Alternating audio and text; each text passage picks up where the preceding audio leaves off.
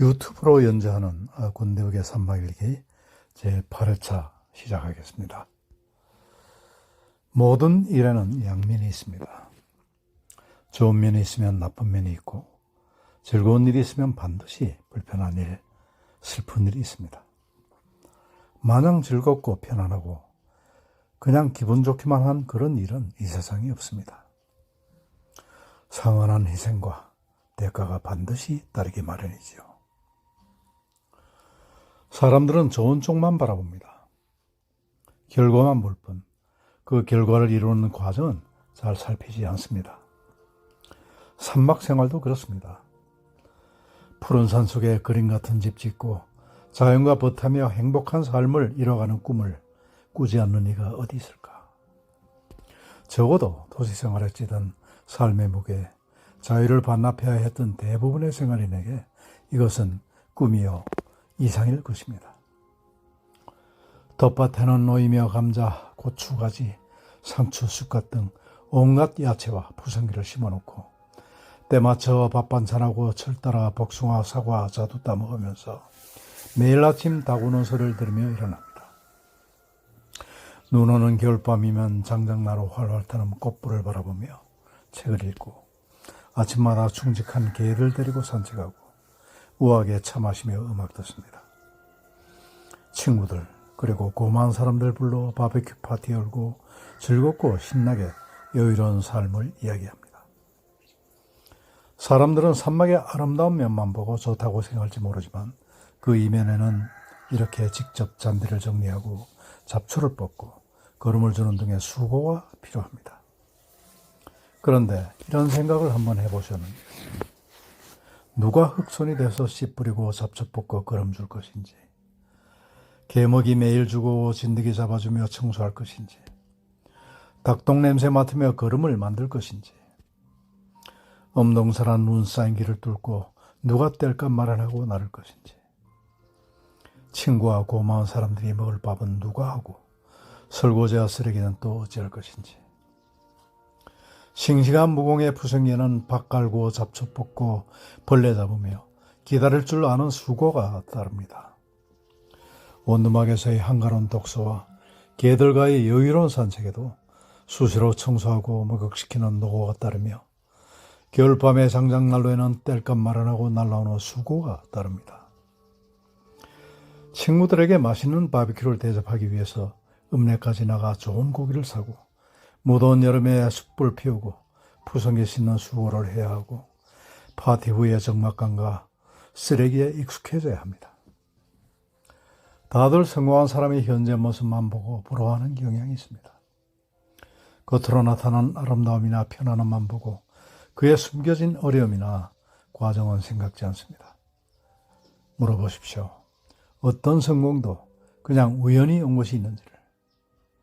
모든 순간에 이유가 있었던 것이지 그냥 그렇게 아무렇게나 온 것은 없습니다. 산중생활 또한 그에 다르지 않습니다. 그 모든 일이 번거롭고 귀찮다 생각하신다면 그냥 친구 집에 놀러 가시고 시골 기분 내시거나 콘도나 호텔로 가서 즐기면 됩니다. 아니면 제대로 된 별장찌개 하나 붙여서 그 모든 수고를 대신하게 해도 됩니다.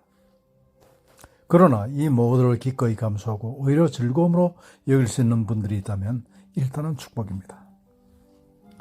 산막엔 손님은 가시고 집안일만 남았습니다. 이 모든 수고를 감수하고 오히려 즐겁다 생각하신다면 일단은 축복입니다. 그러나 말이죠.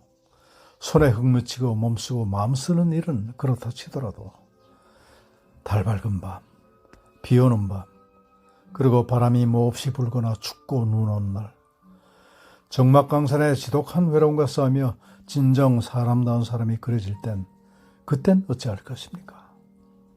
이 모두를 견딜 자신이 있다면 한번 도전해 보십시오. 체질이 아니라면 다시 한번 생각해 보실 일입니다. 세상에 쉬운 일은 없습니다. 이토록 산막은 평화이기도 하지만 그 평화가 그냥 얻어지는 것은 아닙니다. 많은 노력이 필요합니다. 혼자서도 해낼 듯 보이지만 시골 일은 혼자 하기 어려운 일이 대부분인지라 도움과 사람을 들여서 해결해야 합니다. 정착한 횟수가 20여 년 가까이 되다 보니 많은 사람들이 다녀갔습니다. 일꾼들도 목공, 페인트공, 철공, 벽돌공, 콘크리트공, 미장공, 배관공, 조경사, 인테리어업자, 보일러업자, 커튼업자, 심지어는 금붕어 아줌마까지 그야말로 직종과 나이가 다양하시지만 지금껏 기억나고 그리운 것은 즐겁게 열심히 일하는 사람들 뿐 나머지는 별로 기억이 없습니다. 요약하면 아무리 일을 잘하고 열심히 하더라도 즐겁게 하시는 사람은 못당하다란 말입니다. 돈을 조금 더 주더라도 즐겁게 그리고 웃으며 일하는 사람들과 일할 때가 가장 좋았습니다. 2주 만에 산막에 오니 잔디는 길고 푸른 온통 제 세상이라 어디서부터 선대할지 대략 난감인데 세월 탓인가요? 예전과 달리 팔 걷고 나서기도 어렵습니다. 도저히 혼자 할 일이 아니니 두었다가 사람 불러다 하자고 생각합니다. 혼자 하면 힘들어도 둘이 하면 잠깐이라 즐거운 노동을 맛보리라 생각합니다.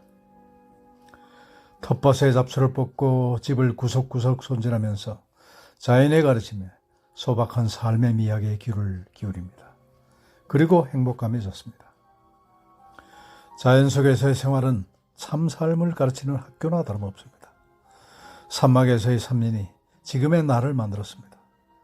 그래서 나는 산속에서 부지런히 빗자루 놀리고 텃밭에 잡초를 뽑고 집구석을 구석구석 손질하면서 자연의 가르침에 그리고 소박한 삶의 미학에 귀를 기울입니다. 그리고는 또 행복감해졌습니다. 실제로 텃밭 가꾸기나 잡초 제거, 화초 가꾸기 등 원예 활동이 우울증을 감소시키고 항암 효과도 높인다고 들었습니다. 풀을 뽑는 것이 아니라 마음을 뽑는 것입니다. 삿된 마음을 뽑는 것입니다. 잡념을 뽑는 것입니다. 따라서 텃밭 안의 생명의 배움이 너무나 당연하지 않겠나 싶습니다.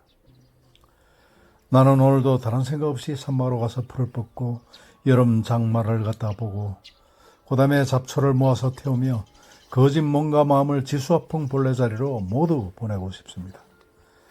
그리하여 영영하고 소소해 능히 만법의 근원이 되는 참몸, 참마음을 찾아보면 좋겠다 생각합니다.